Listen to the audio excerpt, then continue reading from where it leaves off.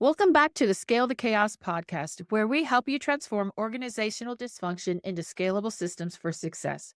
I'm your host, Rhonda Lee, here to guide you through the noise and bring clarity to your business challenges.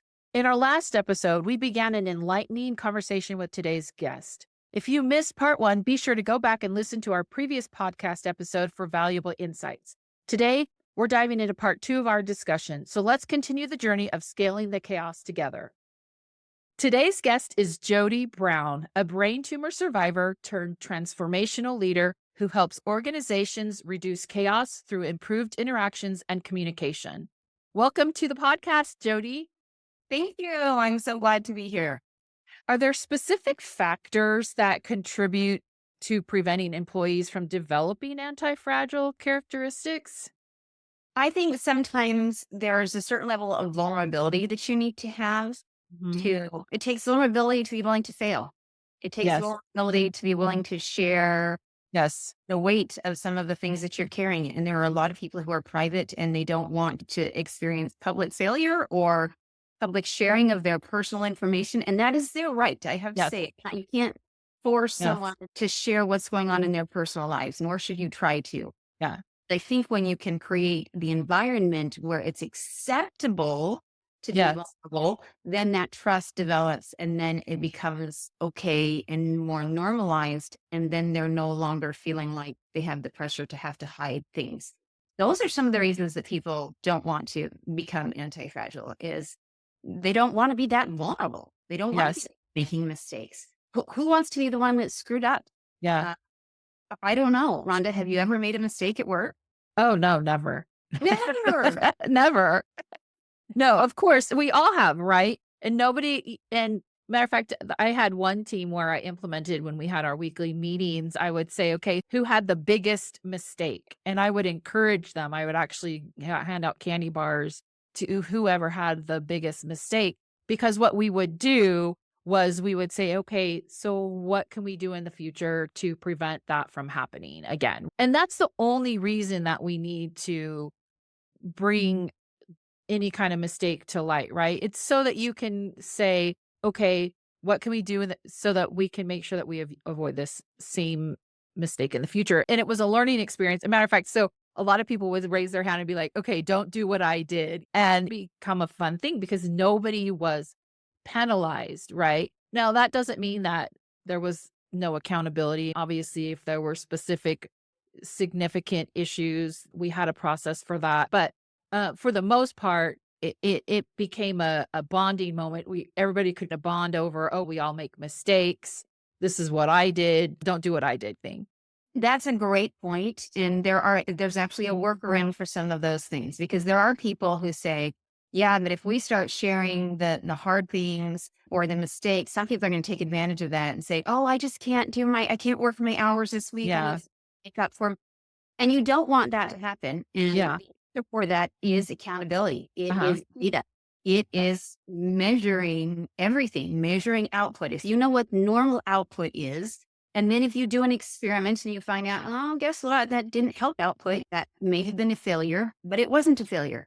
It was an experiment that taught you that's one way not to do it. And Yes. what's the quote that was it Edison and the light bulb? Like, I just learned another way not to make a light bulb. Right.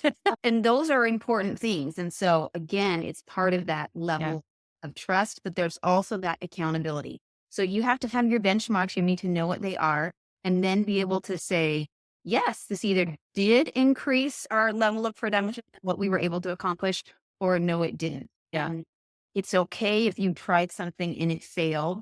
And the more you make that tinker, experiment, failure Yeah. mentality part of a team, the more they're willing to do it. Yeah. In fact, I know organizations that are operationally the best at what they do that regularly. Yes. And they encourage their people to have projects.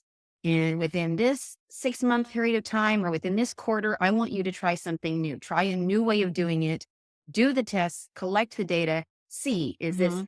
pass or is this a fail? And if it's a fail, you report the failure and you Yeah. report it with as much enthusiasm as you report a success. Because Yeah. you learned from that. Well, And yeah. and what are the mistakes that you never make again? The biggest one Yeah. you make. Well, Yeah. you're not going to repeat the same big mistakes. And so you will learn from it and you will implement strategies so that you don't do that same thing again. Yeah. And the next time you make a mistake, it'll be a different one and you'll learn from that. Really, the true failure is the not learning from your mistakes, right? Maybe a project had a less than desirable outcome, right? Right. But the true failure would be having this less than desirable outcome or result, but still continuing to do it that way. And But I if would say the bigger failure than that is not taking the chance to try something different. yes, Because the companies that have been around for 100 or hundreds of years that are now gone and out of business yes, are the ones who thought that they had a way of doing business, that they had a perfect process yep, or a perfect product, and they weren't willing to adapt and change and experiment and try. yep, And they are the ones that found themselves going out of business when the world started to change in a major way because they didn't know how to yes, adapt. They weren't okay with trying something and failing. Instead, they're like, no, why would we change it? It's not broken. yeah. Don't change it. Oh, yeah. I Wrong. You yeah, should change it all the time and collect the data on it. Don't become obsessed with data, but collect the data yep. so you know whether what you're doing is a net positive or a net negative. Absolutely, that innovative spirit. And one of the terms or phrases that I hate the most is because that's the way we've always done it. I usually respond with, "Oh, well, that's a really good reason to not do it that way anymore." So let's talk about what it is that leaders can do to help foster this anti-fragile environment within their teams. One of the things is you have to have true teamwork. Mhm. And there is a difference between a group of people that are called a team and a group of people that actually collaborate and work together for the greater benefit of the business. Mhm. And too often, people are groups of individuals instead of collaborators. And so, one of the things to create a sense of anti fragility is making people true teammates, which means they work together to solve problems, but that also, whether it's their bonuses or some aspect of what they do, is tied to how they do as a team, as a group, so Mhm. that it's in their best interest to make sure that all aspects of the team are working at their highest level of capacity. And for some organizations, that might mean, okay, your yearly bonus is based on how the company did and how Mhm. your team performed. And sometimes they have the chance to, like we did in the days of high school and college, evaluate your team members and see Yeah. how everyone's doing. And you're like, this person didn't do Yeah. anything. You show Yeah. up to meetings and they still put their name on the paper. Yeah. Right. So part of it is measuring that data of individuals and what they do, but also rewarding true collaboration. Because sometimes the best discussions happen when you go to a whiteboard and you start brainstorming together and you realize there's a better way of doing things. And yet there are people who are going to be adverse to that. There are going to be some people who just want to do it the way they've always done it, like you Mhm. mentioned, who are Yeah. adverse to change. And if they're adverse to change, that might be an indication that maybe this is not the right fit. Maybe they need to be in a different role within the organization. Maybe they need to be in one that is just repetitive tasks all the time and they can count on knowing what they're going to do and doing it the same way all of the time. Because if you need to have innovation, if you need to experiment to stay on top of things within your industry, you need someone who's going to be willing to adapt. So building in levels of collaboration so that people are truly working together and they have potential rewards that are given for that, or at least some level of recognition that they are working together and truly collaborating with the team to accomplish the best results. And so that is one of the ways that teams can do that. I mentioned earlier outworking weaknesses. Mhm. That's often done on an individual level. It can also be done on a team level where you can have the team members stand back and look from the third party perspective. If we were evaluating our team and looking at our numbers and our accountability for what we're supposed to accomplish, how would we rate ourselves? Uh-huh. What's possible? And stepping out of their roles so that they can be objective enough to say, you know what? Here's where we're the weakest.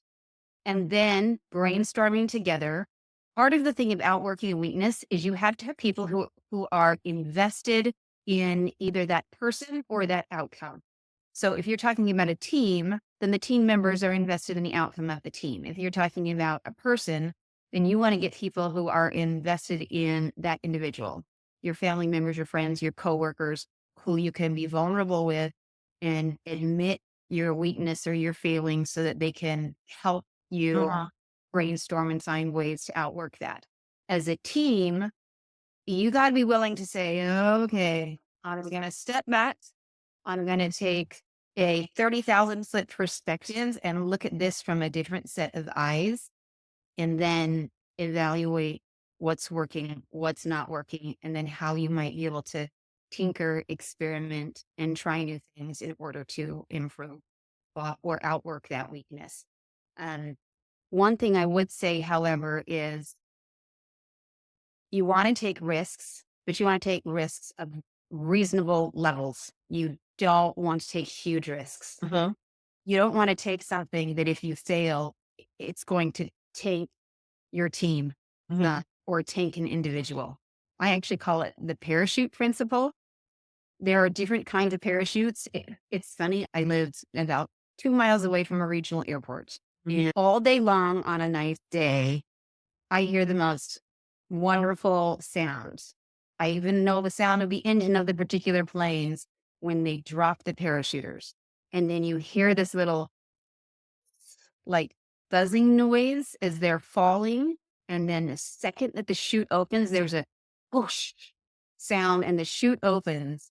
And then I hear this glorious of someone who is flying, floating down and having this incredible experience and seeing the world from a new viewpoint. And it happens like clockwork. And every half an hour, oh, they just dropped. There's another one. Like, where are the chutes? Where are the chutes? And I see little ants appear in the sky, and then those ants suddenly turn into beautiful, colorful parachutes, and I can see the people. And what I have learned from this is there are different kinds of parachutes. One of the things that you would want in a parachute, if your life is dependent on a parachute, you don't want 2 lines, 2 ropes tying you to your parachute. Because what happens if one of those lines gets cut or is compromised? You're toast. Yeah. Your parachute is going to fail. But there's a different kind of parachute that is more like a spider web, where there are hundreds of little connections of the rope that then go to hold up the chute. That means it takes far more levels of damage, destruction, failure before a parachute is going to failure. It's added levels of protection. So when you're talking about taking risks, I think about the parachuters I see in my backyard. Yes, take risks, but don't take a risk that's going to ruin your chances. Yeah. You want to take the risks that if there is something that goes wrong, it's one little cut, but you still have 40 other safety measures that are going to keep you floating safely until you reach the ground. So, number one, that means you don't want to have a parachute that's just got the 2 ropes going over the chute. You want to have a kind of parachute that has the 40 web connections. Yeah. And that's going to look different in different kind of businesses. During COVID, I had a good friend who ran a restaurant, who does still run a restaurant. And what happened to the restaurants during COVID? Oh, yeah. A lot of them closed. A lot of them closed. And if you had dine-in services or walk-in services only, you lost your business. My friend, once the restaurants shut down for in-store dining, lost 80% of his business overnight. He still had some orders that they could fulfill, but not much.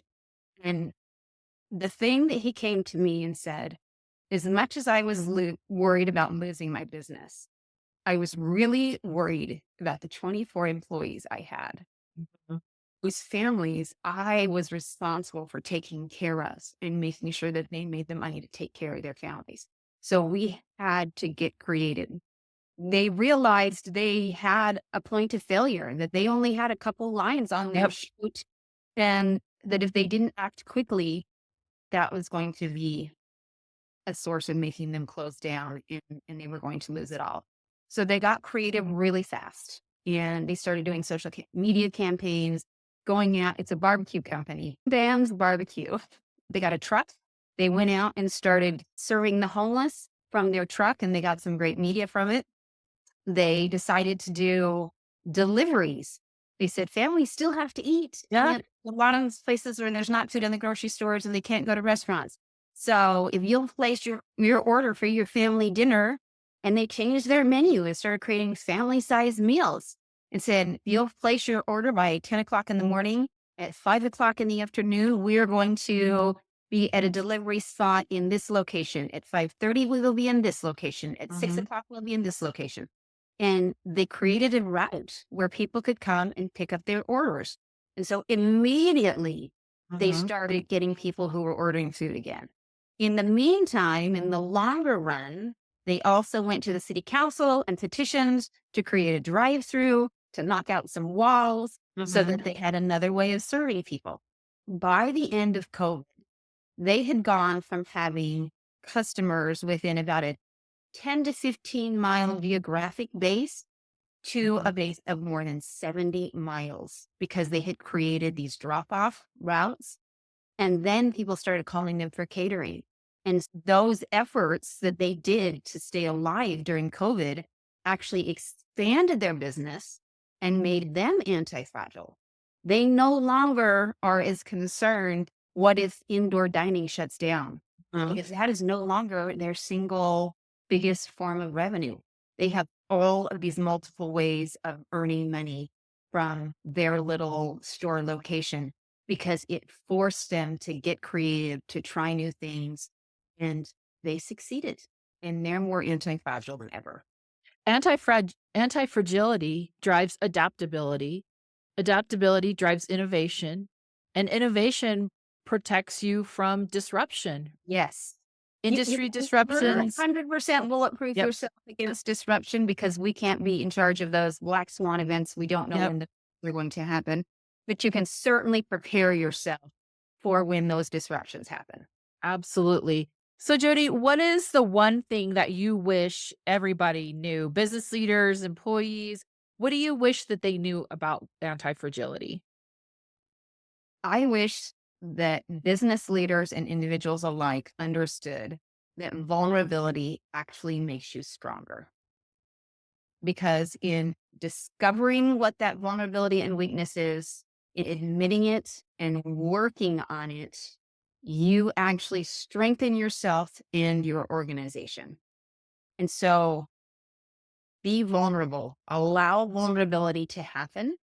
It establishes trust. It also allows you to make improvements by admitting that there are things that you're not perfect at. And then you can grow faster, stronger, and better from there. Yep. You are strengthening the trunk of the tree, right? Yes. And you're adding more rings. That little bit of wind and storms that come strengthen the tree. They don't diminish the strength. And that's something that we need to remember. What are some action items that our listeners could implement immediately to help their adaptability and contribute to their anti-fragility?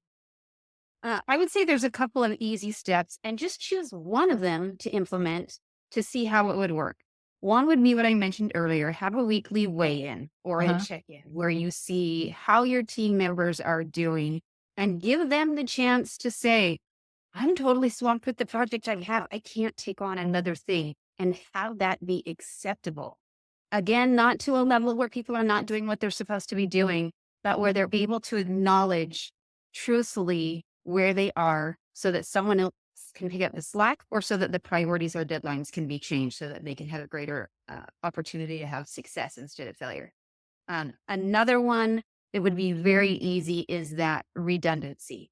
If you've got people who do specific jobs, cross train them so that they know how to do each other's jobs. There's nothing worse than walking into a restaurant and you don't have someone at the cashier because, oh, that's not my job. My job is over here on the grill. But there's no orders in. And so you're not cooking anything at the grill, but you can't take my order because you're on the cash. What? Yeah.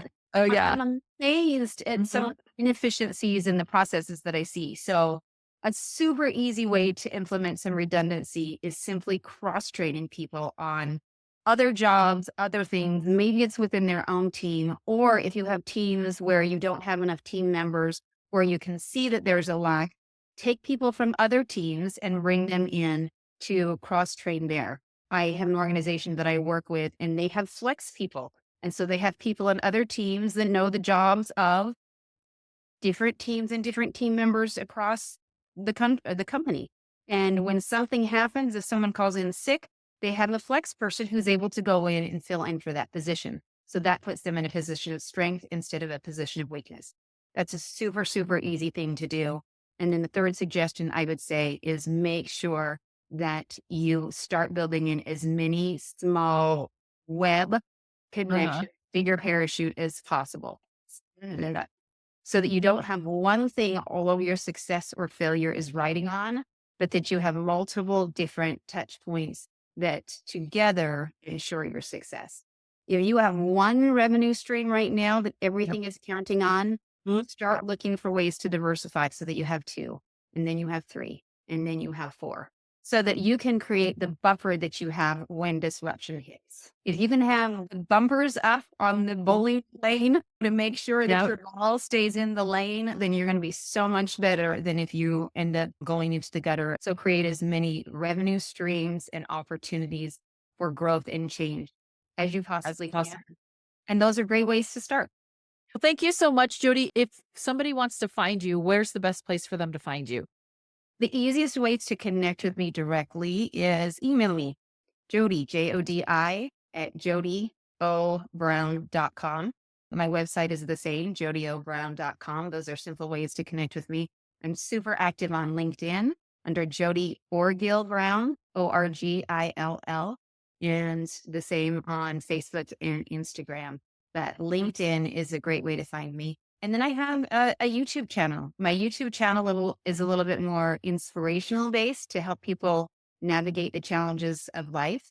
And it goes a little bit more into my brain tumor journey and how I learned resilience and anti-fragility. But it's a great way to share a little strength and hope for navigating the challenges of life.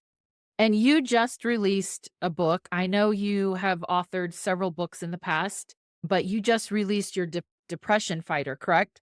Where can they Yes, find just that? this week. So I love this book, even though I didn't want to write it in the beginning. Yeah. Thought that writing a book on depression would be depressing. But Yeah. turns out it was absolutely inspiring because the thing that I learned is that within the problem of depression exists the solution.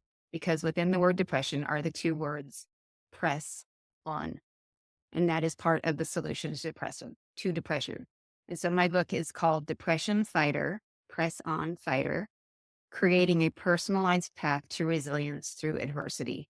And it has more than 70 contributors who've given their stories, tips, insights, research to help people press on and grow through the struggles of their lives. And it's available right now as of this week. It is available for purchase on Amazon. And I would be happy to gift 3 signed copies for some of your listeners. You can choose how you're going to give those away, but you can count on me to personalize, sign, and send a couple copies of books to some of your listeners as a thank you for this experience today. Perfect. Thank you so much for that offer. I'll be sure to put links in the description to everything that you just talked about, as well as instructions if you want to be included in those 3 signed books. I'll include details in the description as well. So thank you so much for joining us today, Jodi. I'm so glad if you stuck with us this long. Thank you so much for wanting to learn about anti-fragility.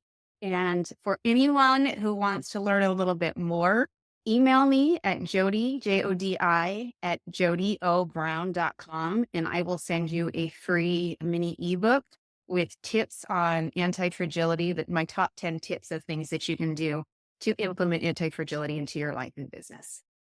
This was an amazing conversation. That wraps up this episode of Scale the Chaos podcast and our conversation with today's guest. A big thank you goes out to my guests for sharing their expertise and actionable insights. If you found value in today's episode, don't forget to subscribe, leave a review, and share it with your network. Your support helps us bring more conversations like this to business leaders like you. To find out more on how you can scale your chaos, you could go to my website at www.scalethechaos.com or connect with me, Rhonda Lee, that's Lee spelled Lea, on LinkedIn. Join us next time as we continue to tackle the challenges of organizational dysfunction and help you transform chaos into scalable systems. Until then, stay focused, stay inspired, and let's scale the chaos together.